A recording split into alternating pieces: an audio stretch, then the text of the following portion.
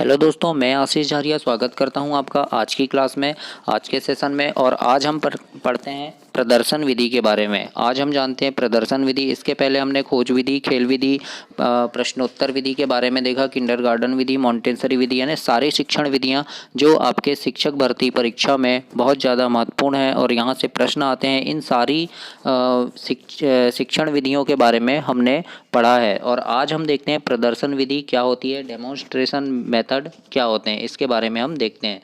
तो आइए शुरू करते हैं वीडियो।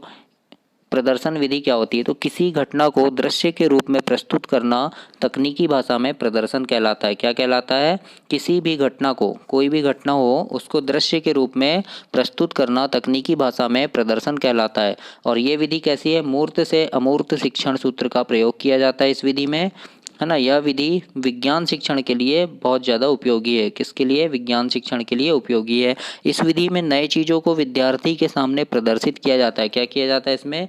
कोई भी नई चीज़ को विद्यार्थी के सामने प्रदर्शित किया जाता है तथा उसमें विद्यार्थी उन चीज़ों का अवलोकन करते हैं और फिर नए नए तथ्यों की खोज करते हैं और उन यानी उनसे क्या होता है, फिर वो नए नए तथ्यों की खोज करते हैं और उससे सीखते हैं। और क्या होता है, इससे उनमें सीखने के कौशल का विकास होता है। जैसे कोई भी नई चीज़ विद्यार्थी के सामने ले जाते हैं हम और बोलते हैं ये क्या है ना। तो जैसे मान लो की बात, विद्यार्थी के सामने हम ग्लोब लेके गए, उसमें हमने दिखाया ये भारत है, यहाँ पे ऑस्ट्रेलिया है ना, यहाँ पे ये देश है, वो देश है, ऐसा उनको दिखाया। तो वो क्या रहता है, उन लोगों के लिए नया चीज़ रहता है। बच्चे क्या, इसमें जिज्ञासा रहती है, उनमें देखते हैं अच्छे से और नए नए चीज़ों की खोज होती है ना। और इसमें क्या होता है, सीखने के कौशल का विकास होता है बच्चों में।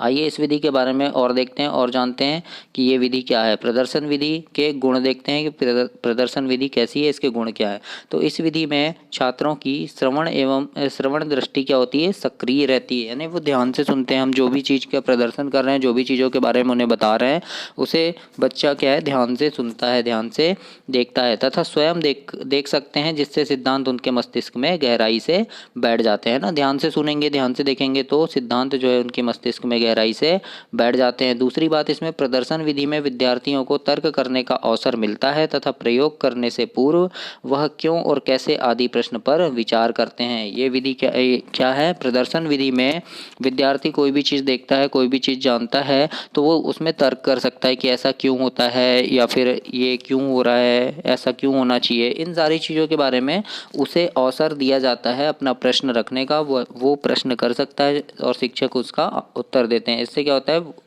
उसके प्रश्नों का उत्तर उसे मिलता है और वो क्लियर हो जाता है ना। तो ये होती है प्रदर्शन विधि के गुण थे। इसके बाद हम देखते हैं, यह विधि छोटी कक्षाओं के लिए तो काफ़ी लाभदायक है, क्योंकि बालक छोटी कक्षाओं के लिए तो काफ़ी लाभदायक है ये, क्योंकि बालक प्रयोग प्रदर्शन में ज़्यादा रुचि रखते हैं। आपने देखा होगा, छोटे बच्चों को प्रयोग करवाओ, कोई प्रदर्शन करवाओ तो वो बड़े ध्यान से देखते हैं ना। तो ये क्या है, छोटे बच्चों के लिए और छोटे स्कूलों के लिए, छोटी कक्षाओं के लिए सर्वाधिक उपयुक्त है, बहुत ज़्यादा उपयुक्त है। दूसरी चीज़, यह विधि विद्यालय को प्रत्यक्ष ज्ञान देती है तथा उसमें प्रयोगात्मक प्रवृत्ति का विकास करती है ना। क्या होता है, कोई भी चीज़ देखता है बच्चा तो प्रयोग करने के लिए बोलता है कि मैं भी ऐसा करके देखूँ, तो वो खुद करके सीखेगा तो उसे ज़्यादा समझ आएगा। तो ये थे इसके गुण। और अब देखते हैं हम प्रदर्शन विधि के दोष के, इसमें क्या क्या दोष है और क्या क्या चीज़ें नहीं होनी चाहिए।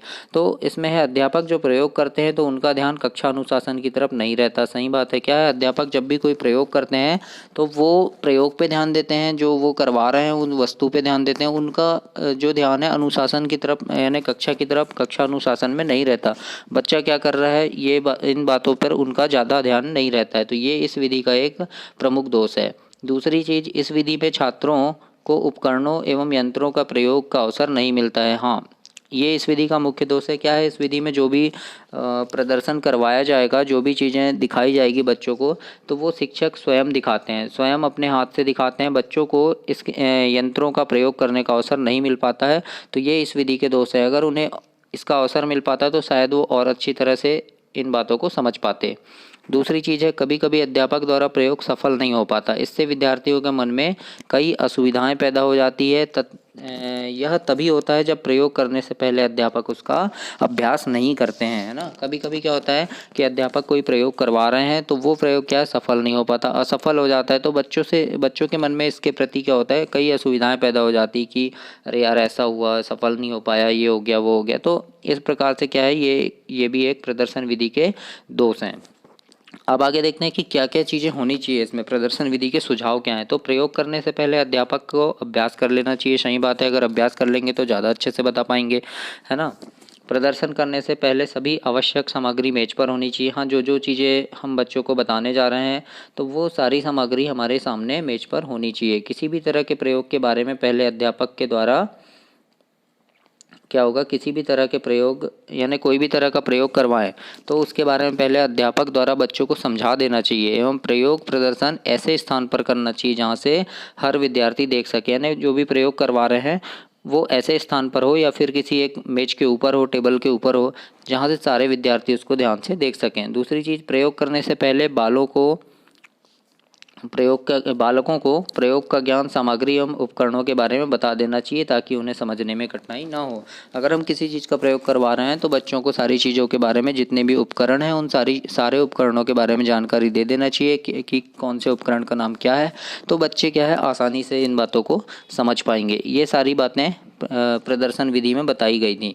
तो अभी हमने देखा प्रदर्शन विधि क्या होती है, इसके गुण दोष और इसमें क्या क्या सुझाव होने चाहिए, ये सारी चीज़ों के बारे में देखा।